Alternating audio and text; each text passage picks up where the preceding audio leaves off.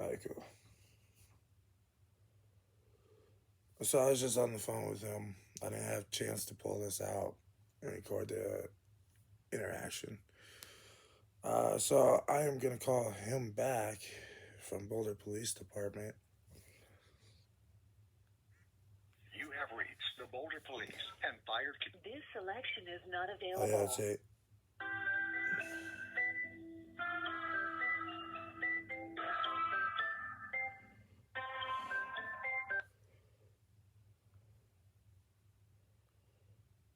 Press the wrong button. You have reached the Boulder Police and Fire Communication Center non-emergency line. Para español, presione 9. If this is an emergency, please hang up and dial 911. For records, including request for arrest reports, fingerprints, and information about vehicle impounds, press 1. For property and evidence, press 2.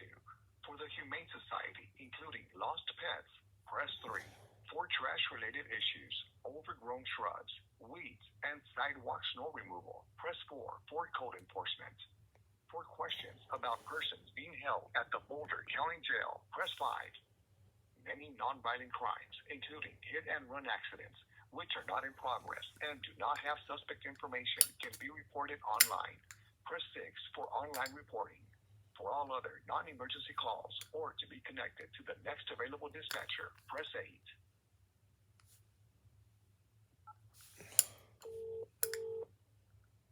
That's 8. Are you serious? Dispatch, this is Ruth. Hey, I was just talking with like the guy who like I forget his department. I reported an issue about some officers. Okay, I'm sorry, you reported an issue about what? Some officers. Oh, okay. So do you need professional standards? Yeah, that's who I was talking to. Professional standards. Okay, hang on 1 second. I will transfer you back over there. Just 1 moment. All right, thank you. My phone died, so. Oh, that's okay. Hold on 1 sec. Yep.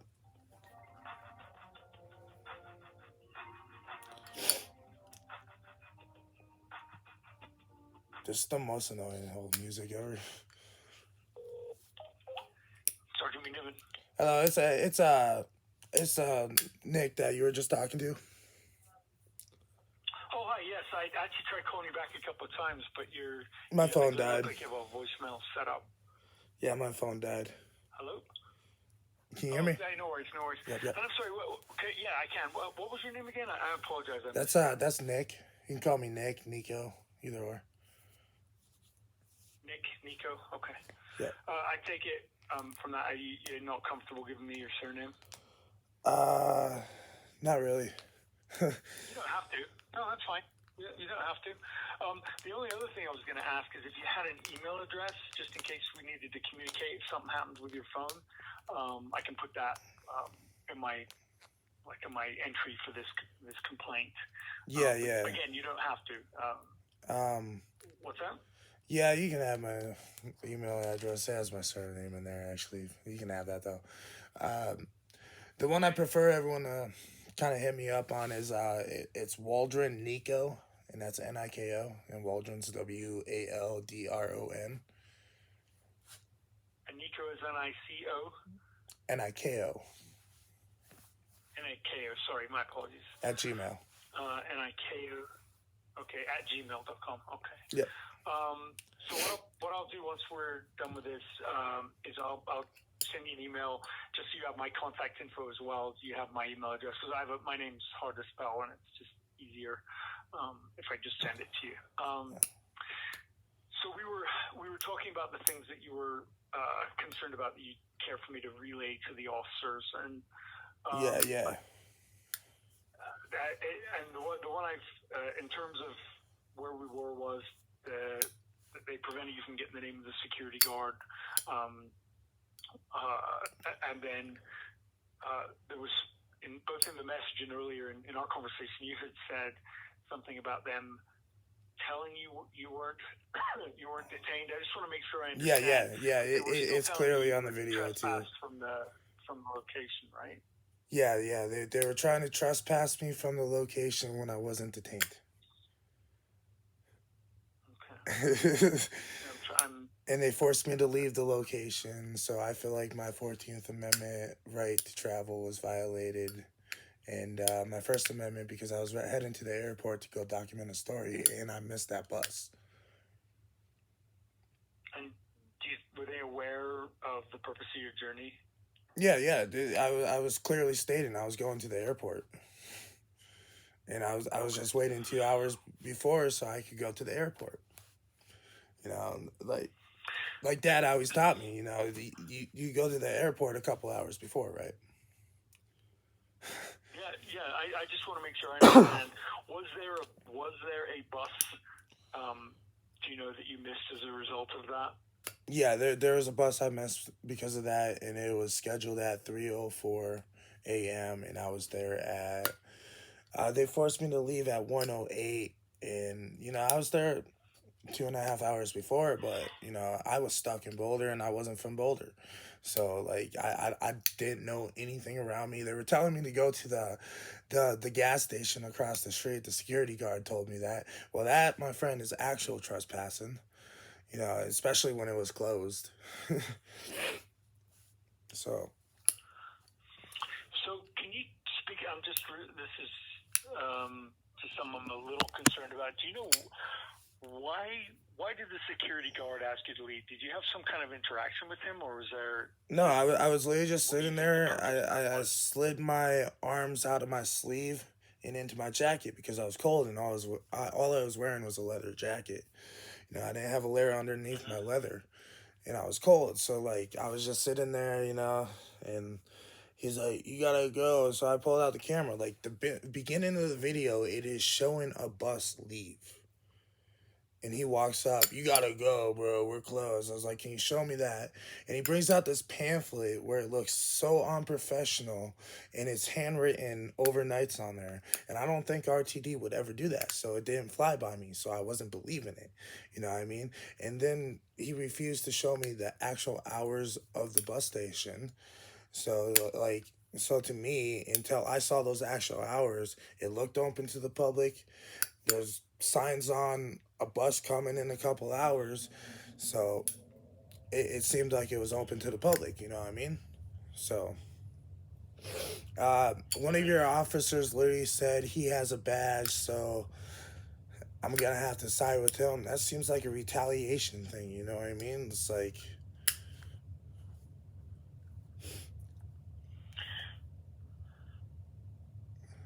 The officer said the RTD security guard has a badge, so I'm gonna have to yeah, side with him. yeah, that was one thing that was said. Yeah, like I said, my goal is just to hold these guys accountable. You know what I mean? Realize they can't be doing this to people that pay for them, pay their salaries. You know what I mean? So, I'm absolutely happy to share these concerns with the officers and the sergeant. Is there anything else we haven't talked about that's a concern to you that you think I should know about to relay to them? I was just not really, honestly, like just the intimidation, like de-escalation training needs to be a thing. You know, even like just the way they came about, you know what I mean? Him constantly worried about my hands being in my pocket. It's like 12 degrees outside, and I had no gloves on. And I patted my pockets down to show him there was nothing in my jacket pockets. And he was still worried about it. I'm just trying to think of the best way that could have been handled. How would you have felt though if they had requested to pat you down to check that there wasn't anything in the pockets? If it was Terry V, trying to V, think my way through this. So if it was Terry V or Ohio, you know what I mean? A Terry frisk can only happen when I'm lawfully detained. So either way, they would have violated my Fourth Amendment. What I'm talking about consent to request to pat down. I won't consent unless if there's like a lawful reason why they need to use Terry v. Ohio. like under the suspicion of me having weapons on me. Like what would their suspicion being of me having weapons? I'm a journalist and I was heading to the airport. Why would I have a weapon on me? I've no idea. That's without having. Yeah. Of course, I wasn't there and I haven't seen the video. I'm just trying to think of ways of resolving this other than how it rolled out, but it doesn't sound like that would be an option. So if I understand you right, that your position is they should have not Even been there. You potentially being armed. Yeah. They shouldn't even been there to begin with. But I just want to make sure I'm clear. But it sounds like the security guard must have called them from what you said earlier. So they've been dispatched to a report of a trespass. Is how I'm seeing this. If I'm understanding right. Yeah. He's trying to trespass me from public property, pretty much, without an actual law being broken. Except that they do have authority over that, the footprint of RTD that the security guards do, and they can trespass people. I just for no reason though, because like right? They provide a public service. For no reason. I was literally just waiting for a bus. To be trespassed for no reason, that's unlawful. Whether he should have trespassed or not is not what I'm arguing. Yeah. What I'm just saying is just that if he has the authority to trespass someone, he may be making a bad call. In which case, I absolutely recommend you take that up with RTD if he's making what you're describing as a baseless. I already took that up with RTD. It just, they failed to even like intellect that the stop, like it was pointless. You know what I mean? They didn't need to be there. Instead, they wanted to harass me for 20 minutes when they finally showed up. Okay. Yeah. And forced me to leave. So basically, the overall impact was that you felt that the officers were harassing you. Yes, because of the way I looked. I'm a dreadlock rocker dude. You know what I mean? That carries a backpack filled with laptops and phones.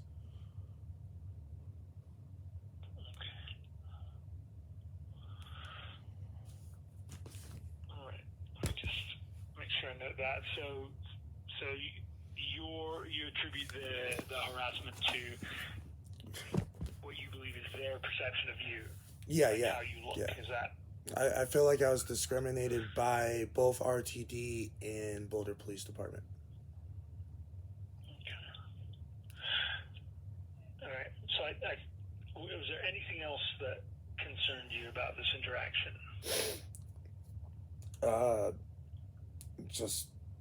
There was hold on.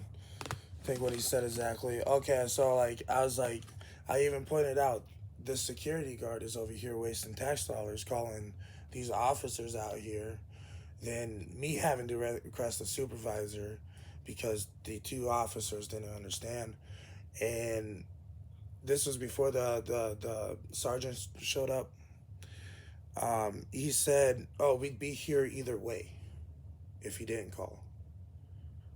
So he'd be here harassing me even if the security guard didn't call? Yeah, I have no idea what that would mean. Exactly. Like pretty much, he would show up either way if he saw me there. Yeah, that's how I took it.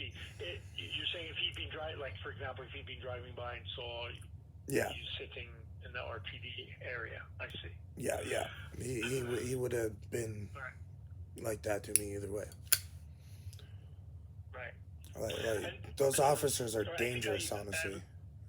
Honestly, I'm kind of like contemplating. Can you say again? Oh, I said those officers are dangerous, honestly. So like, honestly, like, I think an on the phone report should be mandatory, but I don't want them to lose their jobs. I want them to be trained properly too. Okay, Yeah, well, I probably need to clarify something. So if I provide them with this feedback, this would not be disciplinary. This will be a coaching thing. Yeah. So if you're talking about wanting them to have mandatory training, the only way that would occur, a mandatory training, is if this were a formal complaint and your complaint was sustained and the discipline was determined to be mandatory training. So I just want to make sure you and I are talking about the same thing, because I want to file a complaint actually. So what's that? I better file a complaint on them. Okay, and that's why I wanted to clarify, because it sounded like that was more like what you were talking about. Yeah. Okay, But I don't want them to lose their jobs. I just kind of want training for that. But particularly in you wish to de-escalation. file a formal complaint. Okay, yes, got it. Particularly in de-escalation. And so I have your obviously email address for you, a phone number, and even though it's in your email address. Okay, can I put down? And again, this is for my documentation. Then, if you're filing a formal complaint, you don't have to give me your name either. I can use Nico or Nick. Yeah. You can use that. You prefer. You can use that. Is that correct? Nico. Oh, okay. Yep. All right. Well, so the way this process works, if you're making a formal complaint, what I do is I package up your complaint and I forward it to the independent police monitor, and they review your complaint and classify it according to what policies the officers might have violated. Yeah. And at that stage, a supervisor would be assigned to investigate that complaint. Okay. And then there's some steps that go beyond that. And what I can do is keep you apprised of that as we go. Yeah. Yeah, that'd be pretty cool, actually. Okay. Well, then let's proceed with that. Then I probably won't be able to get this to the monitor until either the end of this week or next week. But I will update you as soon as I have a sense of how she's going to classify this. Okay. Okay. Okay. Is there anything else that I might be able to answer for you? At the moment, no. Okay. All right. Well, thank you for calling and bringing this to our attention, and I will get it put together and sent out. Okay, thank you. Okay, thank you. Bye. All right, bye-bye. So this was about Boulder bus station, how they forced me to leave. I still got the pass right here. I think this is the right one. Yep. Boom. Here's the officers. Nope, that's a post office card. So the 3 officers we got involved right here. This might be backwards, but I could try to edit it to flip this video so it's right. That's Jason Graham. ID number is 13934.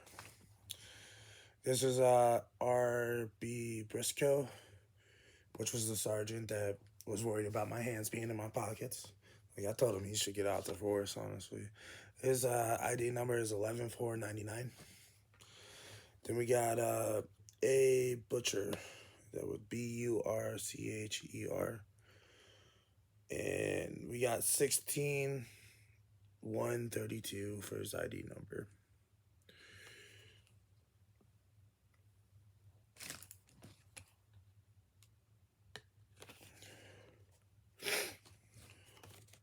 So, just trying to file a formal complaint on those officers, and which I did. So, I'm not even. I don't even live in Boulder. That's the thing. I don't even live in Boulder. I live like 40 miles away from Boulder.